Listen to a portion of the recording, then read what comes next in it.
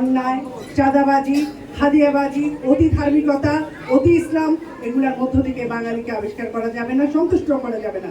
সামনে নির্বাচন, সেই নির্বাচনে কি হবে জানি না, নির্বাচন আদৌ হবে কিনা তাও জানি না।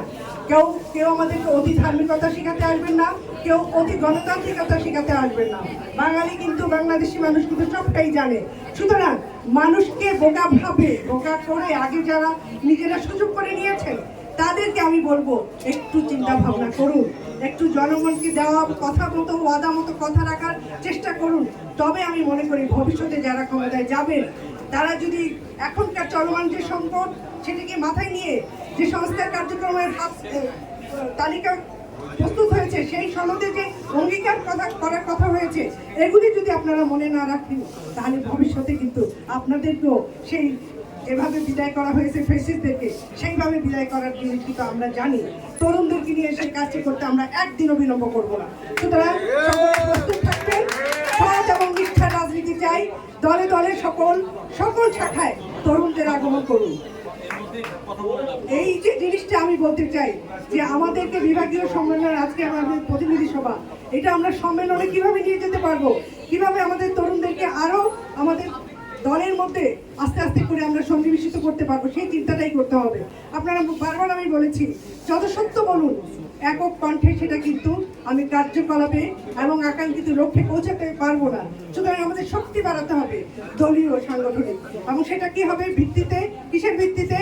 একদম ন্যায় নিষ্ঠিত জবাবদিহিতার ভিত্তিতে।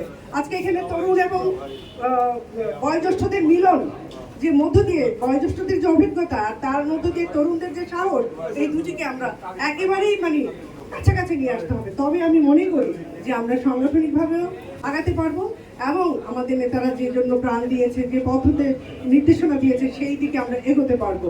তরুণদেরকে নিয়ে আমি বারবার এই জন্য বলছি, আজকে আমি মায়াকে ধন্যবাদ দিব। মায়া সবসময় মেয়েদেরকে নিয়ে আসে। আমাদের নারীদের অনেক বেশি দরকার এই সমাজে। আমাদের এখানে সমস্ত কিছুর পরে আমরা কিন্তু পিছিয়ে আছি। আমরা দুই চারজন কথা বলছি, কিন্তু এই সুযোগটা কি সকলে পাচ্ছে? কেন পাচ্ছে না? কাজের কার্পণ্যতার জন্য পাচ্ছে না। সেখানে আমি নারীদেরকে যারা সংগঠিত করার চেষ্টা করছে তাদেরকে ধন্যবাদ দেই। যারা তরুণদেরকে নিয়ে কাজ করার চেষ্টা করছে তাদেরকে আমি একটি আহ্বান জানাবো। আজকে যারা ফেসিস্ট চলে যাওয়ার পরে নতুন করে যাদের বিরুদ্ধে কথা উঠছে, আঙ্গুল উঠছে, কিসের জন্য বলেন? দখলদার, চাঁদাবাজি, এসবের বিরুদ্ধে। তো এটি করে কি কোনো তরুণ একটি ভালো দল করতে পারে, নেতৃত্ব দিতে পারে? তাহলে কেন এটা সমাজে আছে? কারা পেছন থেকে প্রশ্রয় দেয়? কারা এগুলাকে চায়? 17 বছর করতে পারেনি বলে কারা আক্ষেপ করে? আমি তো বুঝি না বিষয়টা। সুতরাং এই যদি হয় আমাদের রাজনৈতিক দলে যারা ক্ষমতায় যাওয়ার স্বপ্ন দেখে, তাদের ইচ্ছা এবং তাদের কাজের প্রতিফলন, তাহলে কিন্তু দেশবাসীর জন্য দুর্ভাগ্য রয়েছে। সেখান থেকে বাঁচাবার জন্য আমি মনে করি জাতীয় সমাজতান্ত্রিক দল জেএসডি বিগত দিনেও কাজ করেছে, আগামী দিনেও কাজ করবে। আমি মনে করি আমাদের যে লিটারেচার রয়েছে, আমাদের যে 10 দফা রয়েছে, আমাদের যে জবাবদিহিমূলক চিন্তাভাবনা রয়েছে, সেগুলো নিয়ে প্রত্যেকটি মহল, প্রত্যেকটি জেলা কাজ করুক, সংশ্লিষ্ট দলগুলো কাজ করুক। তার মধ্য দিয়ে নতুনদেরকে প্রয়োজনে কথা বলুক, বুঝিয়ে বলুক তাদেরকে যে আমাদের কি করতে হবে।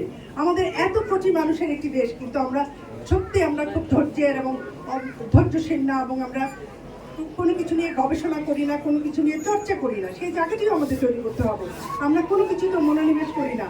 আমাদেরকে ডিজিটাল নেট দুনিয়ায় আমরা যে সময়টা দিই, সেই সময়টা কিন্তু আসলে আমরা নষ্ট করি। আমাদের প্রয়োজন লেখাপড়া করা, গবেষণা করা, পরস্পরের সাথে মত বিনিময় করা, তাহলে কিন্তু আমরা একটি জায়গায় পৌঁছাতে পারবো। যা কিছু চলছে সেই অন্যায়, চাঁদাবাজি, হাদিয়াবাজি, অতি ধার্মিকতা, অতি ইসলাম, এগুলোর মধ্য থেকে বাঙালিকে আবিষ্কার করা যাবে না, সন্তুষ্ট করা যাবে না।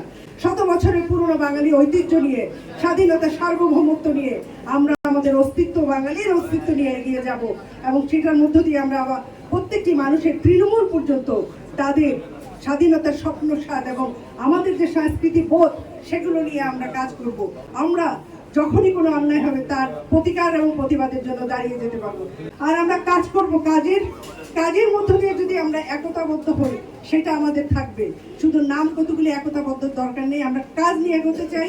আমরা আমাদের পথের সাথীদেরকে, বিগত সাথীদেরকে সবাইকে পাশে পেতে চাই। ধন্যবাদ। ভালো থাকবেন সবাই, ভালো থাকবেন সবাই।